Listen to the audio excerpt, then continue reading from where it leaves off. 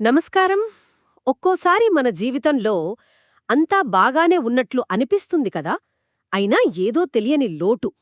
ప్రకృతితోనో, నాయకత్వ లక్షణాలతోనో, ఒక ఆధ్యాత్మిక బాధ్యతతోనో లోతైన అనుబంధం అనిపిస్తూ ఉంటుంది. అవును. సరిగ్గా ఇలాంటి అనుభవమే హైదరాబాదుకు చెందిన ఏఎన్ అనే శ్రోతకు ఎదురవుతోందట. అవునా?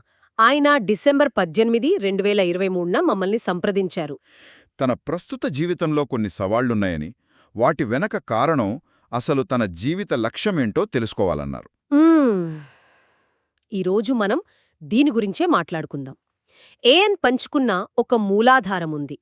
అంటే ఒక ఆధారం STTS40.txt. ఇది ఒక గత జన్మ చికిత్స సెషన్ గురించిన వివరాలన్నమాట. గత జన్మ చికిత్స అంటే పాస్ట్ లైఫ్ రిగ్రెషన్ థెరపీయా? అవును, అదే.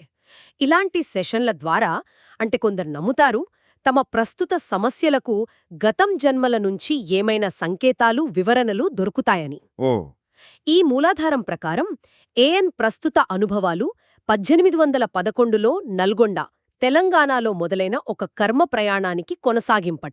1811 నల్గొండలో అంటే దాదాపు 2 శతాబ్దాల క్రితం మాట. ఆసక్తికరంగా ఉంది. ఆ జీవితంలోకి వెళ్దామా? తప్పకుండా. ఆ మూలాధారం ప్రకారం ఆ జన్మలో ఆయన పేరు రాజయ్య.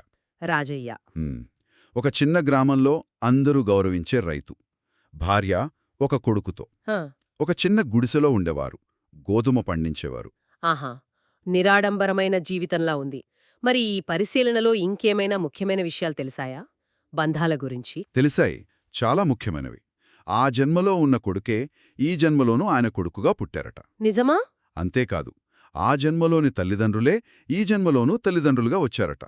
ఇది వాళ్ల మధ్య ఇంకా కొనసాగుతున్న ఆత్మబంధాన్ని, ఆ కర్మను సూచిస్తోందని ఆ మూలం చెప్తోంది. అంటే జన్మ జన్మల బంధం అన్నమాట. అవును. ఆ కాలంలో వాళ్లు వాడిన వస్తువుల గురించి కూడా ఆయన చూశారట. మట్టి కుండలు, పాత్రలు, వ్యాపారానికి కంచు, రాగి నాణేలు వాడేవారట. హ్మ్. కేవలం రైతుగానే కాకుండా రాజయ్య తన గ్రామంలో వేరే పాత్ర కూడా పోషించారా? పోషించారు. ఆయన ఒక మార్గదర్శకులుగా కూడా ఉన్నారని ఆ మూలం వివరిస్తోంది. అంటే గ్రామస్తులకు వ్యవసాయ పద్ధతులు, సంప్రదాయాలు, ఆ, నైతిక జీవనం గురించి కూడా చెప్పేవారట. అంటే ఒక లీడర్లాగా. ఒక రకంగా, అవును. అయితే ఈ కథలో అత్యంత కీలకమైన మలుపు ఊహించనిదే. రాజయ్య మరణం. మరణమా? ఎలా? 52 ఏళ్ల వయసులో ఒక పులితో పోరాడి మరణించారు. ఇది ఆ మూలాధారంలో ఉంది. అయ్యో, పులితో పోరాడి మరణించారా? ఇది ఇది విషాదమే కదా. పైకి అలాగే అనిపిస్తుంది. కాని ఆ మూలం ప్రకారం ఇది యాదృచ్ఛిక సంఘటన కాదట. దీని వెనుక ఒక లోతైన ఆధ్యాత్మిక ఉద్దేశ్యం ఉంది. ముందుగా నిర్ణయించబడింది అని చెబుతోంది. ఓ, ముందుగా నిర్ణయించబడిందా? అంటే ఆ మరణం వెనుక అర్థం వేరే ఉందన్నమాట. ఆ ఉద్దేశ్యమేంటి? ఉంది. ఆ మూలం ఏం చెబుతుందంటే, రాజయ్య మరణం తర్వాత స్వర్గం నుంచి ఒక దివ్య పురుషుడు వచ్చాడట. ఆహా. ఆయన రాజయ్య ఆత్మతో పాటు ఆయన్ని చంపిన పులి ఆత్మను కూడా వారి తదుపరి గమ్యస్థానాలకు తీసుకెళ్లాడట. పులి ఆత్మను కూడానా? అవును. అప్పుడు రాజయ్యకు తెలిసిందట, ఆ పులి కూడా తనలాగా ఒక ప్రత్యేక లక్ష్యంతో భూమిపై ఉందని.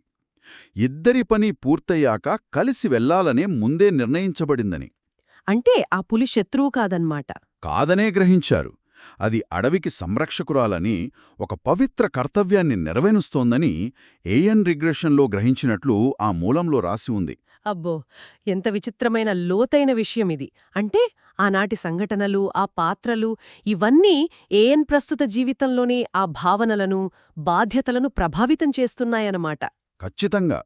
ఆనాటి మార్గదర్శక పాత్ర కావచ్చు, అవును. ప్రకృతి పట్ల, జంతువుల పట్ల గౌరవం, ముఖ్యంగా పులి ఉదంతం నుంచి నేర్చుకున్నది. హ్మ్. ఇంకా విధిని, దైవ సంకల్పాన్ని అంగీకరించడం, ఇవన్నీ ఈనాటి జీవితంలో ప్రతిఫలిస్తున్నాయని మనం అర్థం చేసుకోవచ్చు. అంటే ఇప్పుడు ఆయన ఎదుర్కొంటున్న సవాళ్లు, శిక్షలు కావు, అవి ఎదుగుదలకు పాఠాలు అని ఆ మూలం సూచిస్తున్నట్టుంది కదా. సరిగ్గా చెప్పారు. అవే ముఖ్య పాఠాలు.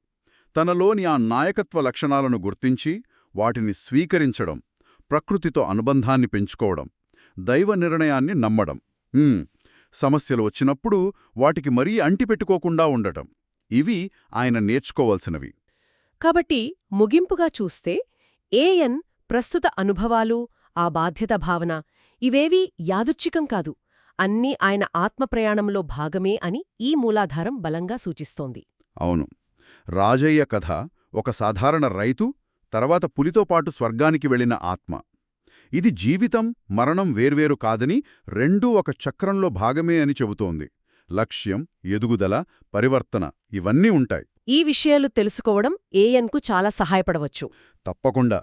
తన జీవితానికి ఒక ఉన్నతమైన ఉద్దేశ్యం ఉందని, తన ఆత్మలక్ష్యం నెరవేర్పుకు తను దగ్గరగా ఉన్నాడని తెలుసుకుని ఆయన మరింత ఆత్మవిశ్వాసంతో ముందుకు సాగడానికి ఈ అవగాహన ఉపయోగపడుతోంది. తనలోని ఆ ఆధ్యాత్మిక పాత్రను స్వీకరించి ఇతరులకు మార్గనిర్దేశం చేస్తూ, ప్రకృతితో సామరస్యంగా ఉంటూ, దైవ ప్రణాళికను నమ్ముతూ తన కర్మ ప్రయాణాన్ని పూర్తి చేయడంలో ఇదొక ముందడుగు కావచ్చు. అవును. చివరిగా ఒక ఆలోచన రేకెత్తిస్తోంది. ప్రతీ సంఘటన వెనుక మనం ఊహించని లోతైన అర్థాలు, జన్మల కతీతమైన సంబంధాలు ఉండవచ్చేమో కదా? నిజమే. మరి మనకు తెలియకుండా గతం నుంచి వచ్చిన ఏ అదృశ్య నమూనాలు, ఏ బంధాలు మన ప్రస్తుత నిర్ణయాలను, జీవిత లక్ష్యాలను తీర్చిదిద్దుతూ ఉండవచ్చు. ఆలోచించాల్సిన విషయమే.